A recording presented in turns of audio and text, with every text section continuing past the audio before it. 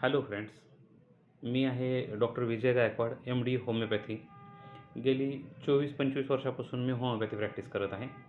आज आपण पाहणार आहोत की होमिओपॅथीमध्ये भीती वाटण्यासाठी कोणत्या कोणत्या गोष्टींसाठी आपल्याकडं उपचार आहेत. थोडासा व्हिडिओ छोटाच होणार आहे, छोटाच बनवणार आहे मी, कारण सगळ्याच गोष्टी कव्हर होणं एका व्हिडिओमध्ये शक्य नाही. आता मी थोडक्यात तुम्हाला भीती कुठल्या कुठल्या प्रकारची वाटू शकते पेशंटला, तर त्यासाठी कुठली औषधं तुम्हाला घ्यायची आहेत ते तुम्ही डॉक्टरला कन्सल्ट करून घेणं गरजेचं असतं. क्लॉस्ट्रोफोबिया म्हणजे लिफ्टमध्ये किंवा सुरंग किंवा गर्दीच्या जागी असे देवळात, मंदिरात, बसमध्ये, जीपमध्ये गर्दीत असं छोट्याशा जागेत बसून जायचं असेल तर तशा वेळेस भीती वाटते. त्याला म्हणतात क्लॉस्ट्रोफोबिया. त्यासाठी होमिओपॅथीमध्ये फार सुंदर औषधं आहेत आणि फार चांगले रिझल्ट्स मिळतील. ॲक्रोफोबिया, उंच जागेवरून खाली बघायचं, म्हणजे 7व्या मजल्यावरून, 10व्या मजल्यावरून, 15व्या मजल्यावरून तुम्हाला खाली बघू शकत नाही. तुम्ही उंच डोंगरावरून खाली बघू शकत नाही.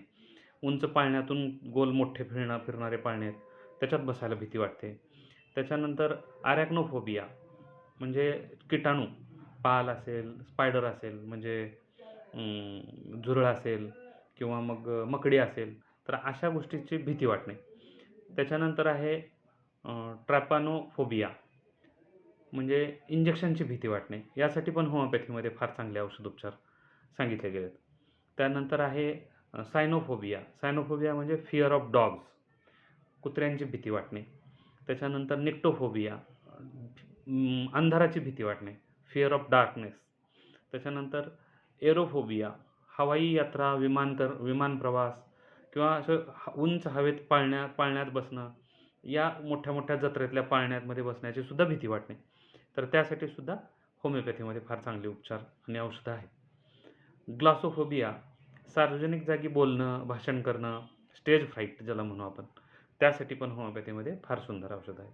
तरी आपण होमिओपॅथीच्या डॉक्टरशी कन्सल्ट करून काही काळासाठी जर औषधं खाल्ली तर या सगळ्या गोष्टीतून आपण सहज बाहेर निघू शकतो.